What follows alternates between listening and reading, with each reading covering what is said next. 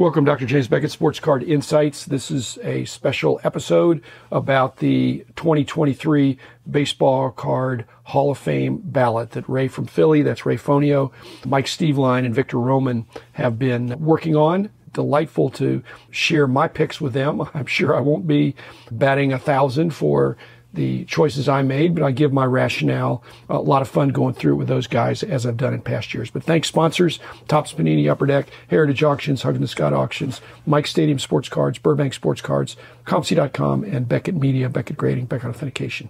Probably a distinct vintage flavor of this episode because all the cards are at least 20 years old. So it's cards from the turn of the century as well as all the way to, I think the most recent card on the ballot is 2001.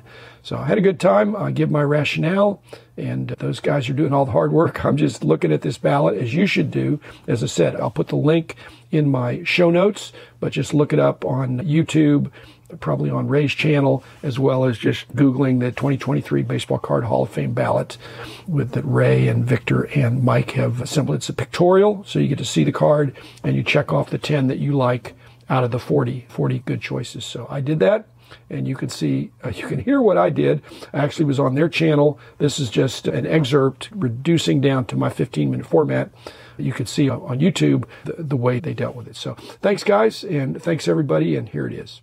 First card on the ballot, Cap Anson from 1887, the Old Judge. Is this the right card for him? Old Judge, it was a landmark issue of the 5 or 6 Anson cards you put up. The Mayos and the Buckners are not as good. The Goodwin Champion is a beautiful card. Allen Ginter would be a worthy candidate, but Old Judge predates those others. The second card from Goodwin Champions, the Mike King Kelly. I compared both these guys, and I thought the Cap Anson, I wasn't going to take both. And I think King Kelly should get in, not just because it's an amazing looking card, great addition to any collection.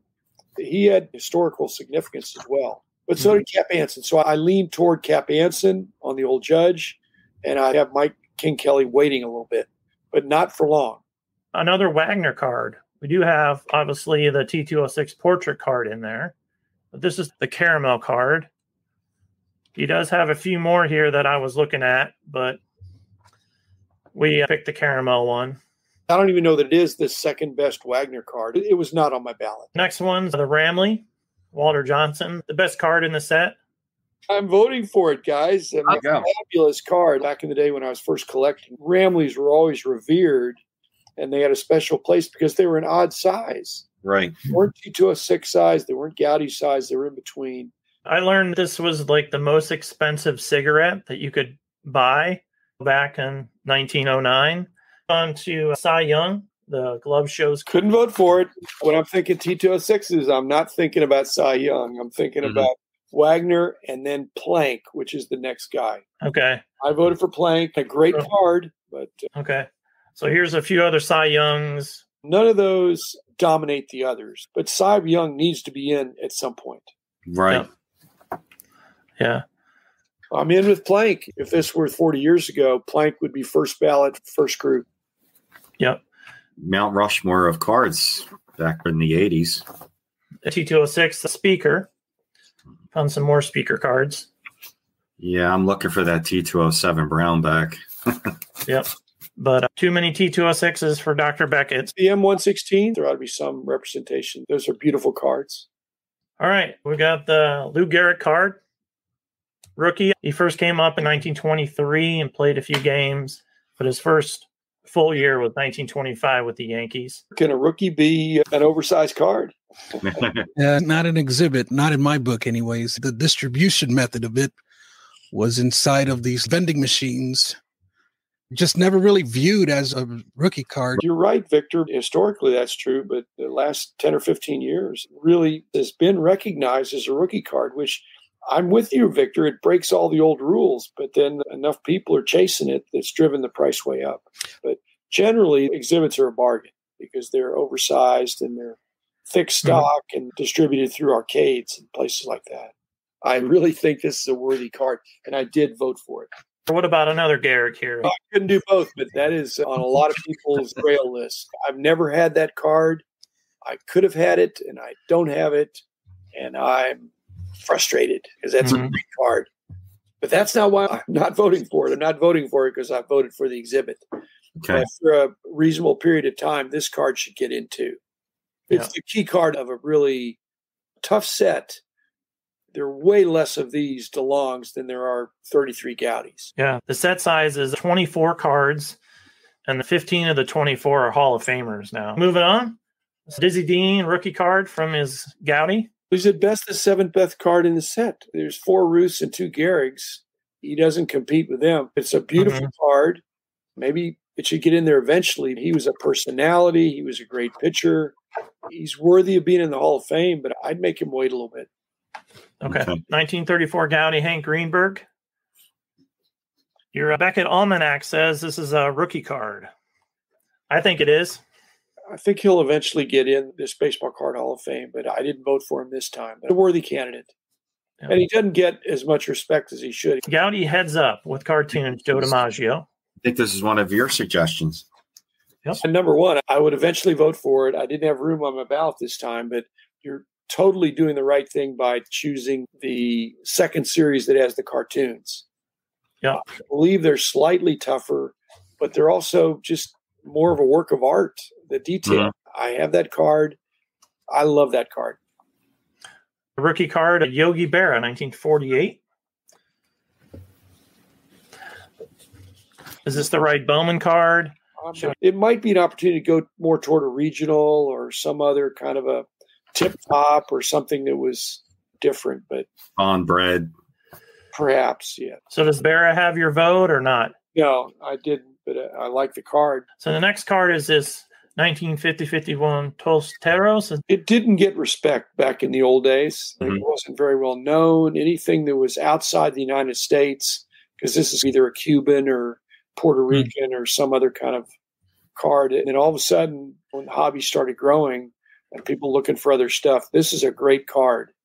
The significance of this card being not just Josh Gibson, who's arguably one of the best baseball players of all time, but also somebody that brought in this acceptance of cards produced outside of the United States that went for big prices. Otherwise, the Pele card and some of these other things, that wouldn't be happening if it wasn't for this card. Yep. Yeah, Josh Gibson played from 1930 to 1946. So this is a post-playing days card. I found one card. It's a postcard of him. Have you ever seen this? I don't have that. I don't have either one of them. Yeah, it's a quite expensive postcard. So that's the only type of card that I could find of his playing days. You guys are opening up the vista of collectors seeing that collecting cards is international. It's broader than people think. Open up people's eyes to say, not only was there another Negro League thing going on that had fabulous ball players, other countries producing cards. And so I think there's some historical significance of this card. And it's really caught fire now in the last, like I say, 10 or 15 years, but it's a great card. Yeah. All right. Here's another great card, but we already have a few Mantles in. We got the 52 tops, 51 Bowman, 53 tops, and 56 tops we have in right now. We only have one space open because we made a rule, Dr. Beckett, of no more than 5 from the same player. Yeah. Because it would be just overcrowded. So does the Mantle have your vote this year? No. What about K-Line? Did he make the cut? I didn't vote for him, but I love the card. When you think of 54 tops, you're thinking about Aaron first, then Banks second, and K-Line third. But Banks and K-Line were pretty even for a long time, but both of them are great. All 3 of these should eventually get in. Another 54, Wilson Franks, the card that you just found. I was voting for it because I now am sure that I have it. Yeah.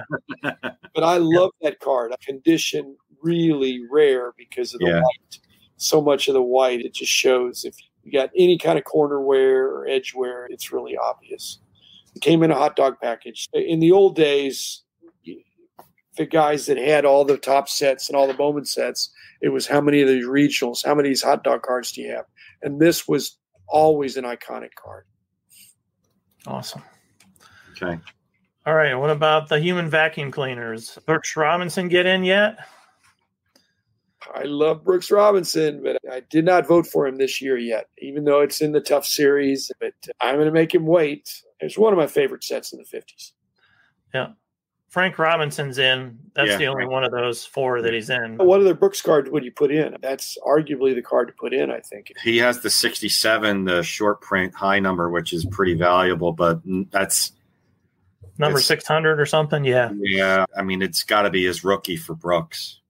I know you know the picture there, but if you show Brooks in his 57 card and then Brooks in his 58 card, it's a terrible card. Looks like it's his little brother or confused cousin. Yeah. It's not a great pose. It's not a great picture. Whereas in 57, you see all the potential of this future Hall of Famer. Yeah. Speaking of 58s, we have the Roger Maris rookie card with the Cleveland Indians. I made it wait, guys. Eventually should get in because even with what Aaron Judge has done, this guy had an amazing season in 1961 under immense pressure that probably contributed to his early death. In fact, there's a Hall of Fame for your best 5 years. He's in first ballot. Yeah, easily. Just didn't have the longevity, and I think that took it out of him. Yeah, two-time AL MVP in 61, and they retired as number 9 at Yankee Stadium. So, yeah, he passed away in 1985 at age 51. He was from North Dakota, just a really Midwestern kind of guy. Stick that guy in the Big Apple, that's tough. That's tough, Yeah, absolutely. This guy was definitely tough. Tom Seaver. This is a rookie card. Tom, terrific. What do you think? I didn't vote for it. 67 Brooks Robinson, number 600, was the toughest card for me for 67 high numbers. The Seaver was tougher than the Carew, but I'd make Seaver and Carew wait. If you keep going for a number of years, they'd eventually get in. But it's a great card. It's a tough card. I like the aesthetics of the 68 card better. With the trophy. Yeah. So would you have this one wait too, the 68, even though it's not as hard to get? Absolutely. I was updating my spreadsheet to take to the National with me. Everything on my list seemed to have gone down about 20% on average, except for that Tom Seaver rookie card. It 3x'd in the last year. Next, an iconic card here, 1968 Topps 3D, Roberto Clemente.